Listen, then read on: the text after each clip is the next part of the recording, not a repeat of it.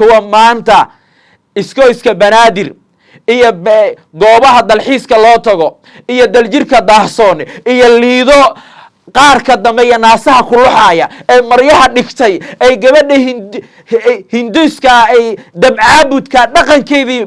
Soomaalida la dhex joogta ay maryaha dhigatay ay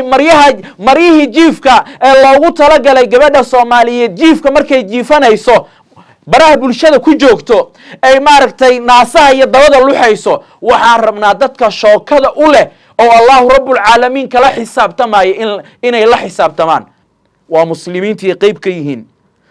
alla wuxuu yiri macaasida ay sameeyaan gaar ku naqan mayso alla wuxuu yiri khaasa alla wuxuu yiri wayni wada cayime bismillaah wasalaatu wasalaamu ala rasuulillah wa shantaay oo bulshada muslimka inta ku hoolan talada alle iyo qorshaha alle salaamaya jumca mubaarak leeyama baran in maalinka jumcaha aan bulshada la wadaago fariimahayga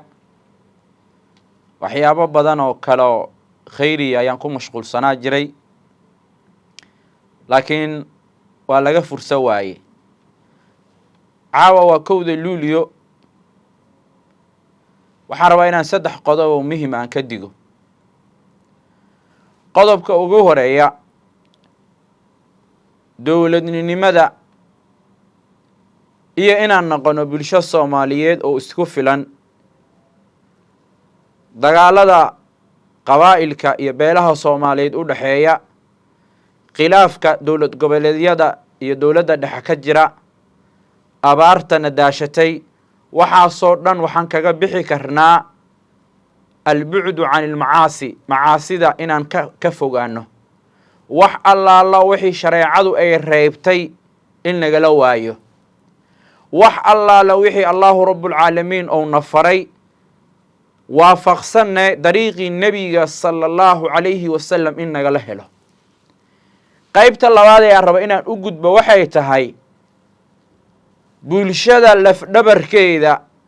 iyo hantida aan haysano oo ah hanti ugu qaalisan ee bulsho muslima oo bani aadamka ku tacalluqdo ay markii la yiraahdo bani aadam yaa ugu qaalisan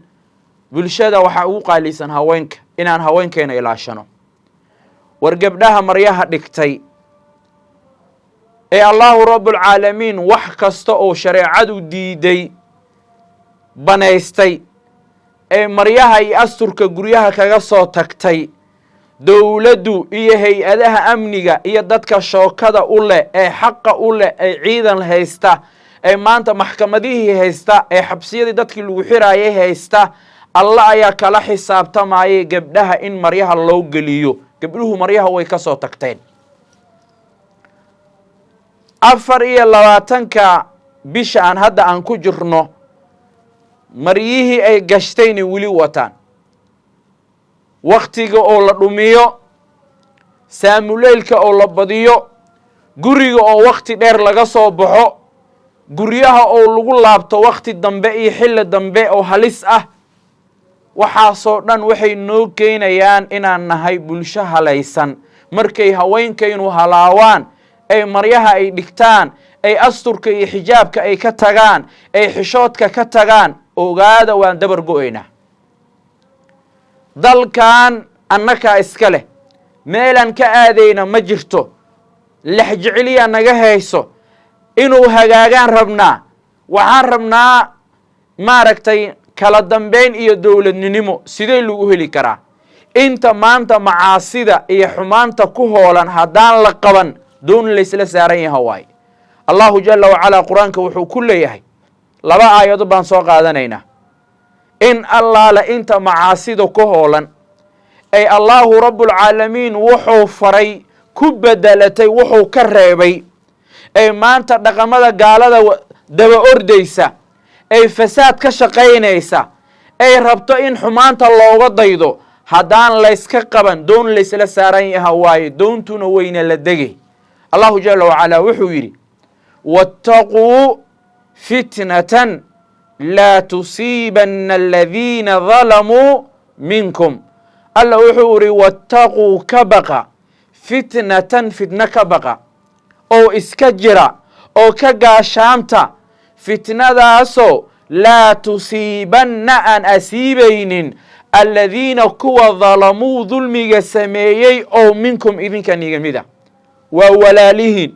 waa gebdhihiini waa reerkiini waa jaarkiini waa tolki waa soomaalidii dalka iyo degmooyinka iyo gobolka banaadir inay la tegan yihiin macaasiyay ku hoolan yihiin shar iyo balaayay ka shaqeeyaan alla wuxuu uri minkum idinkayniga tirsan yihiin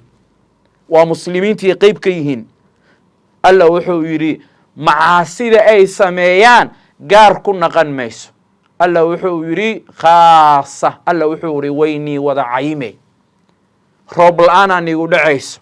kulayl baa nii qabanaya abaaraa nigu dhacayso fatahaadaa nigu dhacayo hay-adihii amniga iyo dadkii la raba inay isla shaqeeyaan ayaa allahu rabbulcaalamiin wuxuu dhex dhigaa iftiraaq iyo khilaaf iyo kala tag iyo ismaandhaaf asaa la kala tegaya markaasuu alla wuxuu yidhi waclamuu ogaada ana allaha alle shadiidu lciqaabi ciqaab adka inuu yahay maanta kelimada kale aan raba inaan kusoo gebagabeeyo waxay tahay dadka xabadda lagu miraaya ay kowda luuliya aan loo aaba yeelaynin waxaan rabaa inaan cod dheer ku dhaho taliyo sulubow macalilmahdiyow sheikh yuusuf xuseen jimcaale madaalow damiir baad leedihiin akhyaar baad tihiin xabaddu dowladdu lacagay ka soo baxsataa miyaad igu diidan tihiin xabaddan layska ridaaya ee aan loo aaba yeelaynin oo dabajeexu ugu horeeyo ay qayladiisa aad iyo dhawaqiisa laga warqabo ay dadka shacabka ay masaakiinta ay marasta ay guryahooda wiiftadu ugu tegayso madaxweyne xasan sheekh maxamuud iyo ra-iisul wasaare xamse iyo golihiisa wasiirada iyo sheekh yuusuf xuseen jimcaale madaale iyo guddoomiyaasha degmooyinka alla wax ka weydiinaya war xabaddan dadka lagu miraayo ha laga daayo war dabaaldegu buleer baa laysku ogaay dowladdii dhexe buleer bay ku dabaaldegi jirtay dad badanoo odayaalahaa caddeeye sheekh yuusuf xuseen jimcaala madaala ka mida xabaddan askarta aan miirka lahayn ay ridayso waxaa la rabaa in lagula xisaabtamo taliyihiisa uu kula xisaabtamo taliyahaas ninka ka sii sareeya oo taliyihii kula sii xisaabtamo ummadda la miraay ay xabadda wiiftada guryahoodu ay ugu tegayso ay waayeeladii ay ku dhaawacmeen ay sanadkan sanadkii ka horeeyey gabar yar isbitaal aljaziira la geeyey ee xarir yaalo ku yaalo waxaan cod dheer ku dhahayaa dadka la miraaya ee shacabka ee masaakiinta ay qof u damqaayo uuna jirin ay mas-uul isbitaalka ku booqaayo uuna jirin ha laga daayo waxaan rabaa inaan kusoo gunaanado hal qodob oo muhima islaamku xushodoona faray dadka baraha bulshada joogo ee maryaha dhigtay ee gabdhaha qaar ay kow ka yihiin ee markaan dhaqanka iyo xishoodka iyo diinta iyo soomaalidu waa dad muslima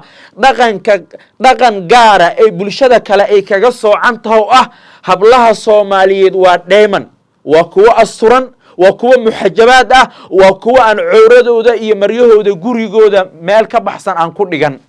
allaha abuurtay hablaha soomaaliyeed ee muslimaadka alla wuxuu yidhi walaa yubdiina yay muujinin ziinatahunna quruxdooda yay muujinin ilaa libucuulatihinna raggooda mooye yay muujinin gabadha muslimadda ee allah iyo maalinka aakhira rumaysan gurigeeda meel ka baxsan maryaha kuma dhigato kuwa maanta